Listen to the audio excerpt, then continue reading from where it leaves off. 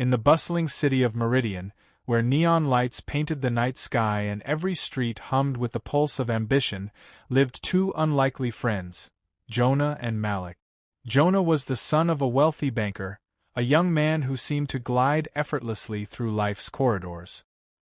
He dressed sharply, spoke eloquently, and was always seen in circles of influence.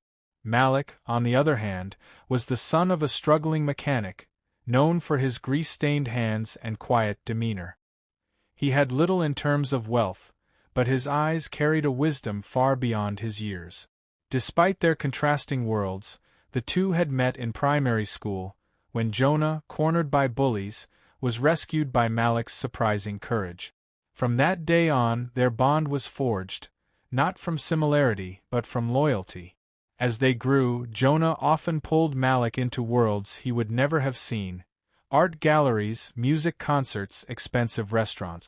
Malik, in turn, taught Jonah things that money could never buy: how to fix a bicycle chain, how to climb the highest mango tree without fear, how to stand up for what was right even when the odds were crushing. "You've got the world at your feet, Jonah," Malik once said as they sat by the riverbank skipping stones. "But remember, no throne stands forever.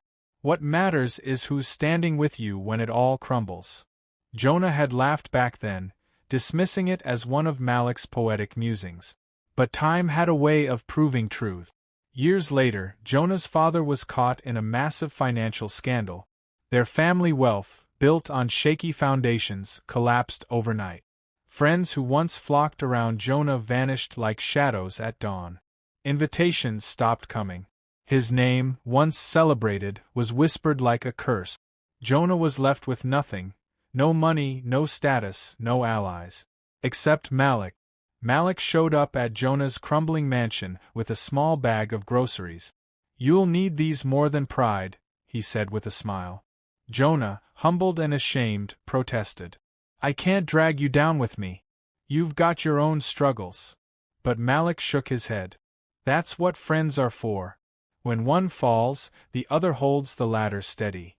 From then on, Jonah lived with Malik's family in their small, cramped home.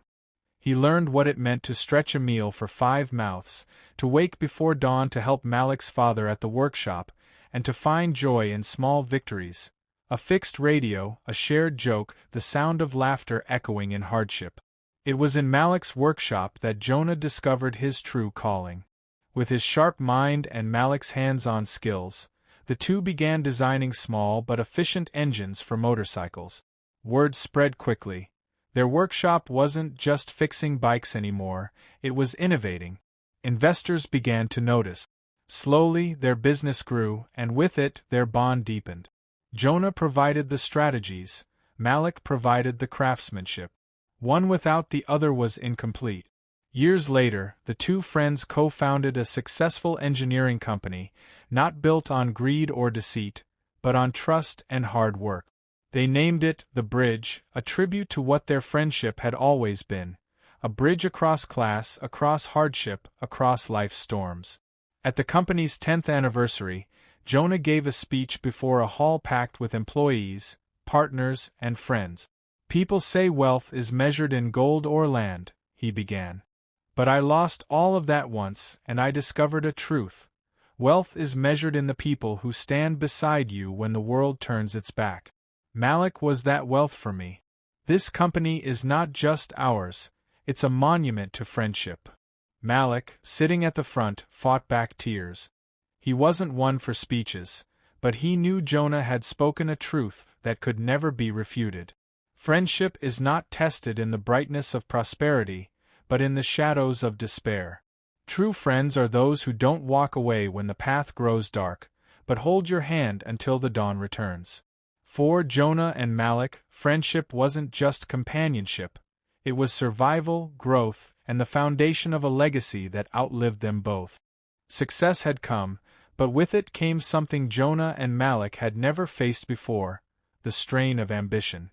Their company, The Bridge, had grown beyond what either of them could have imagined. They now employed over 100 people, had branches in 3 cities, and their designs were being noticed internationally. But with rapid growth came pressure. One afternoon, as Jonah reviewed proposals in their sleek new office, Malik stormed in, his face tense. "Jonah, why did I hear from strangers that you're planning to sell part of the company to those foreign investors?" Jonah rubbed his temple. "Because it's the smart move. They're offering capital that could expand us into Africa and Asia. This is how businesses grow." Malik slammed his hand on the desk. "And what happens when they start controlling us? What happens to the people who trusted us? To your promise that this company wouldn't be built on greed?" Jonah's voice rose. "Don't lecture me, Malik. I pulled us out of the dirt with my strategies. You fix machines, I build empires. Let me do my job." The words stung more than either expected. Malik's jaw tightened, his pride wounded. For the first time, the unshakable bridge between them felt a tremor. Weeks passed. They still worked side by side, but silence filled the spaces where laughter once lived. Employees noticed the tension. Jonah buried himself in meetings, charts, and boardrooms.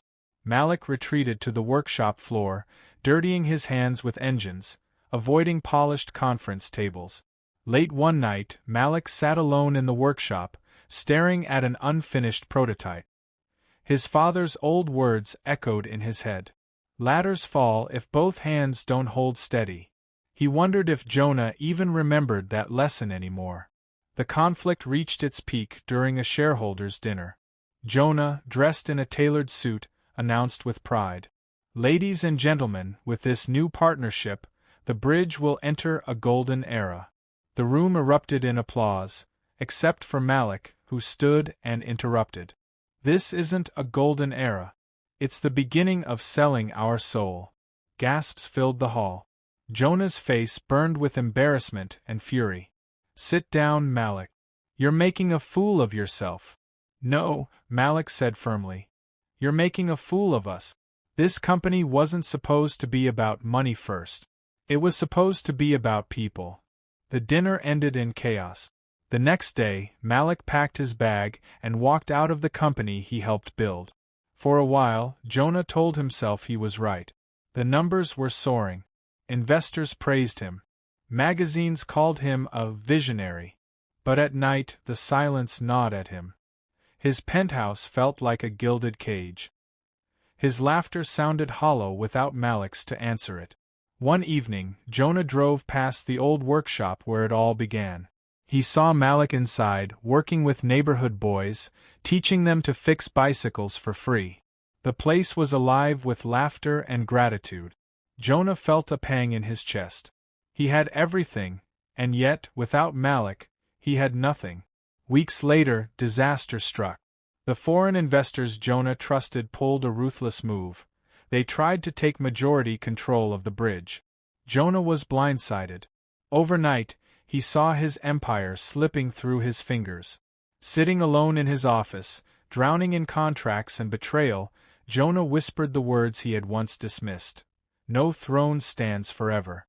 What matters is who's standing with you when it all crumbles." The truth hit him like a hammer. He needed his friend, not as a mechanic, not as a co-founder, but as the anchor he had always been.